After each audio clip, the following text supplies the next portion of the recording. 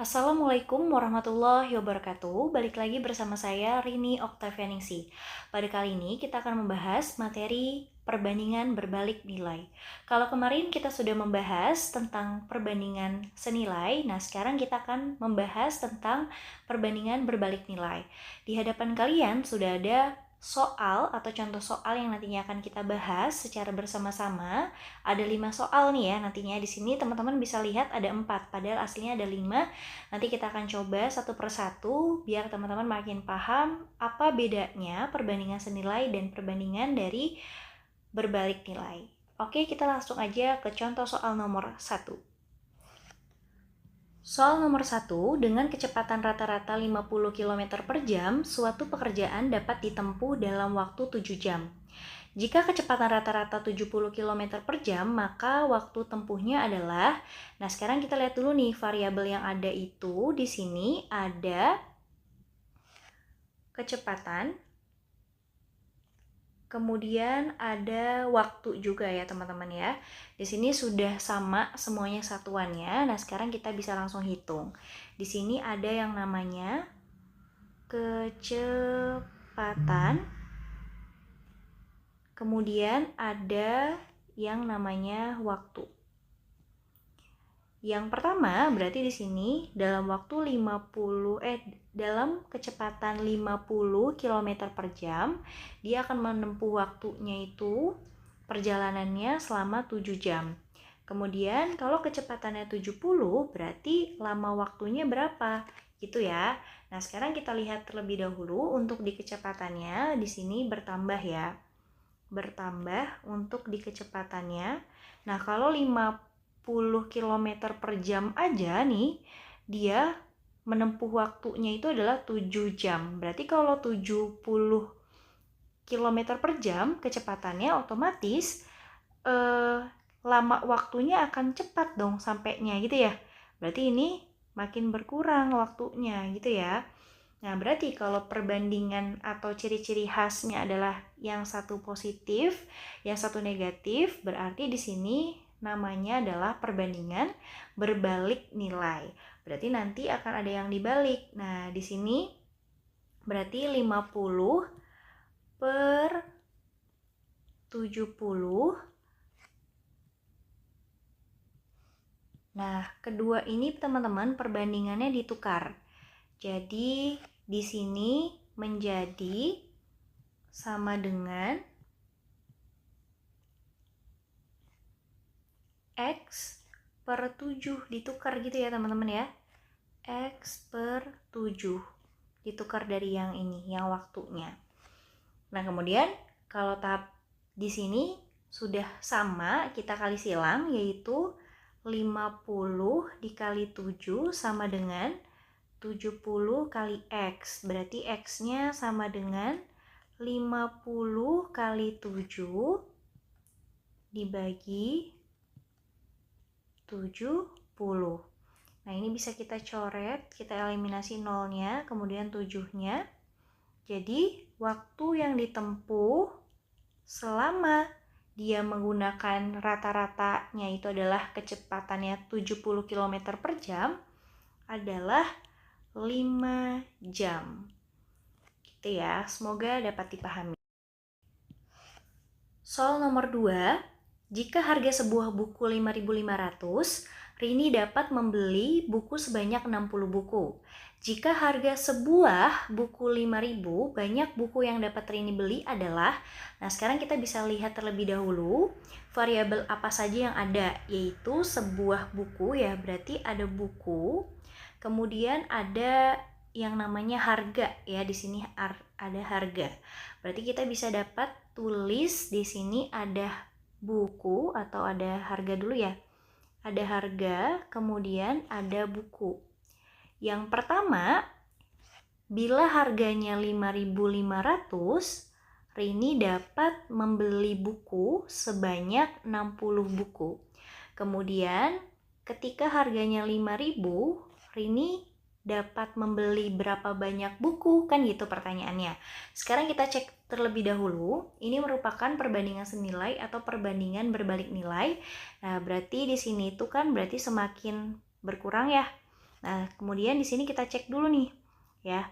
Kalau 5.500, Rini dapat membeli buku itu sebanyak 60. Otomatis kalau harganya lebih murah, Rini akan bisa mendapatkan lebih banyak lagi buku. Berarti di sini akan jauh lebih besar buku yang didapatkan oleh Rini.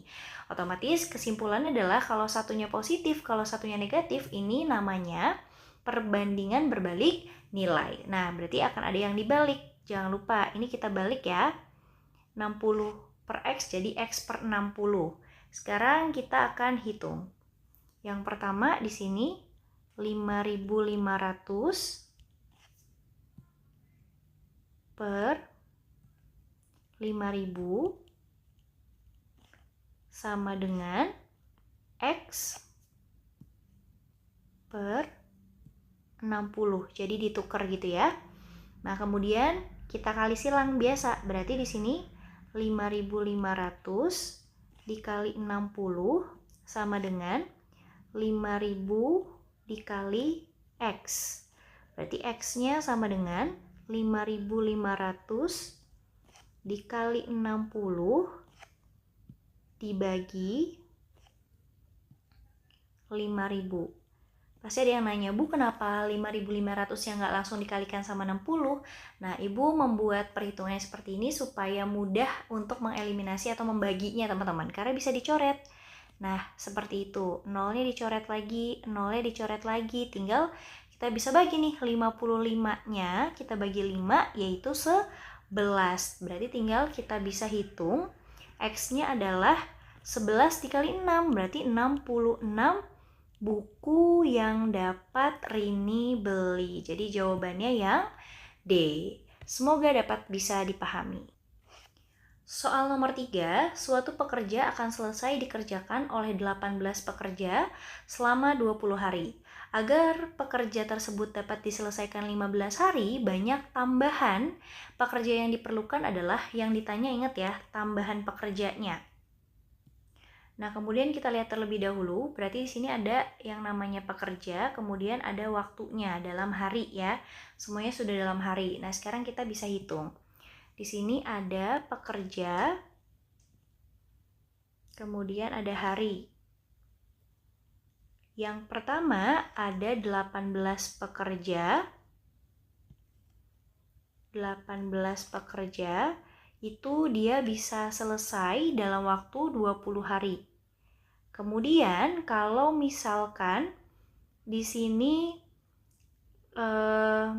dia mampu menyelesaikan 15 hari, berarti berapa banyak tambahan pekerja yang diperlukan? Berarti kan kita harus cari terlebih dahulu 15 hari itu kita butuh berapa pekerja kan gitu ya.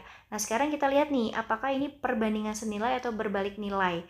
Berarti otomatis di sininya udah berkurang. Nah, logikanya kalau misalkan 18 pekerja dia bisa selesai dalam waktu 20 hari, otomatis kalau dia selesai lebih sebentar, yaitu lebih cepat 15 hari, berarti otomatis pekerjanya akan bertambah. Ya nggak? Iya dong. Nah, sekarang berarti akan ada yang ditukar. Nah, di sini kita tukar ya. Berarti ini nanti kita akan tukar. Nah, sekarang kita akan hitung. Berarti di sini 18 per X sama dengan 15 per 20. Jangan lupa ditukar. Berarti kita bisa langsung kali silang. 18 dikali 20 sama dengan 15 kali X. Berarti X-nya sama dengan 18 kali 20 dibagi 15. Berarti ini kita bisa bagi dulu ya teman-teman. Ini bisa dibagi 5, yaitu di sini 4, di sini 3, berarti di sini 18 bagi 3 bisa 6 ya. Tinggal 6 kali 4 itu adalah 24. Jadi di sini dia dalam waktu 15 hari bisa selesai dengan 24 pekerja. Karena yang ditanyanya adalah tambahan, banyak tambahan pekerjanya. Otomatis berarti di sini 24 dari total pekerjanya itu dikurang 18. Berarti totalnya adalah tambahannya adalah 6 pekerja. Ya, jadi jawabannya adalah tambahannya adalah 6 pekerja. Sedangkan di opsinya nggak ada ya, kita tambahin, yaitu E. 6 pekerja. Jadi opsinya yang E. Oke, semoga dapat dipahami ya. Kita akan lanjut ke soal nomor 4. Soal nomor 4, suatu pekerjaan dapat diselesaikan selama 14 hari oleh 8 orang pekerja.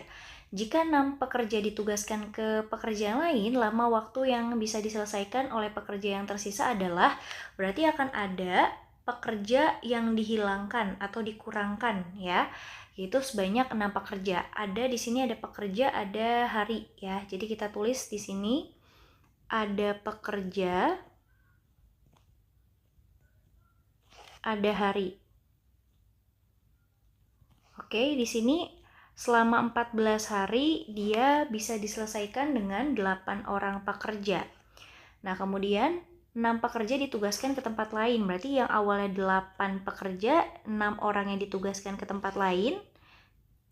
Itu berarti tinggal 2 pekerja ya teman-teman ya. 2 pekerja.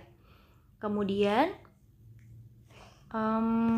di sini yang ditanya adalah lama waktunya atau harinya gitu ya. Jadi lama waktu yang bisa diselesaikan oleh pekerja yang tersisa, yaitu 2 pekerja itu adalah berapa hari. Nah, sekarang kita lihat berarti ini pekerjanya makin berkurang.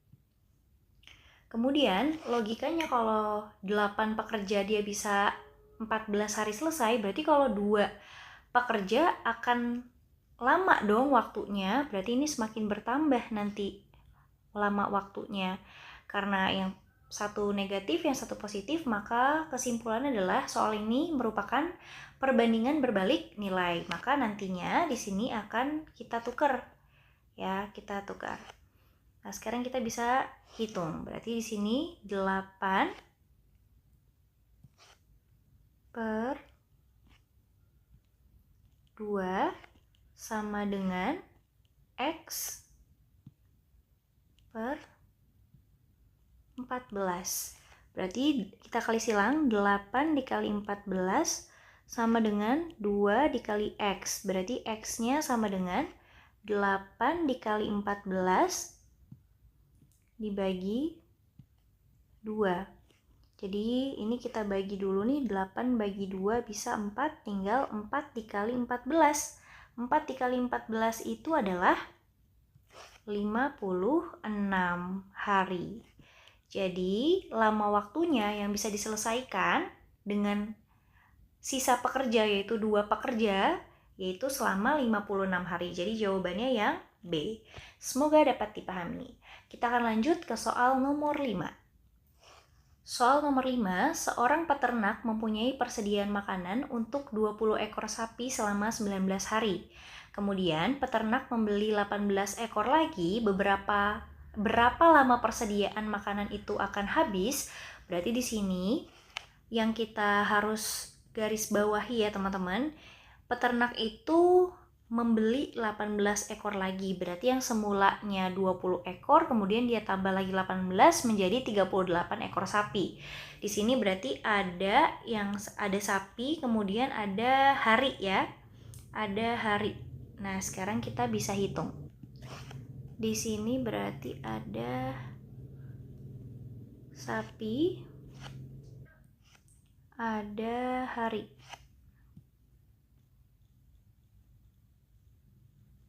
Nah, sapinya itu ada 20 ekor sapi. Kemudian di sini ada 20 ekor sapi ditambah ya. Sebelumnya berarti di sini ada 20 ekor sapi. Kemudian peternaknya itu kan mempunyai persediaan makanan untuk 19 hari tuh ya. Kemudian peternak itu menambahkan lagi dari 20 ekor sapinya ditambah 18 menjadi 38 ekor sapi. Nah, yang ditanya nanti berapa hari ya, atau berapa lama persediaan makanan itu akan habis. Nah, sekarang kita lihat ini di sini berarti ekor sapinya bertambah. Kemudian logikanya kalau 20 ekor sapi, makanan itu akan habis dalam waktu 19 hari, berarti kalau misalkan 38 ekor sapi, jumlah makanan, persediaan makanan itu akan jauh lebih cepat kan, berarti ini berkurang gitu kan. Nah, karena positif negatif berarti ini merupakan soal perbandingan berbalik nilai. Nah, sekarang kita akan coba hitung. Berarti di sini 20 per 38 sama dengan, jangan lupa ini kita tukar jadi X per 19 X per 19. Nah, sekarang kita kali silang. 20 dikali 19 sama dengan 38 kali X. Berarti X-nya sama dengan 20 dikali 19 dibagi 38. Nah, 20 dikali 19 itu adalah 380. Berarti 380 dibagi 38. Ini bisa kita coret jadi 1. Jadi X-nya sama dengan 10 hari. Jadi jawabannya yang A. Semoga dapat dipahami, kurang lebihnya mohon maaf. Wabillahi taufiq wal hidayah. Wassalamualaikum warahmatullahi wabarakatuh. Buat teman-teman yang belum subscribe, boleh subscribe dulu nih YouTube channel ini, kemudian like and share video ini sebanyak-banyaknya supaya kalian bisa mendapatkan konten yang lebih menarik lagi seputar pembelajaran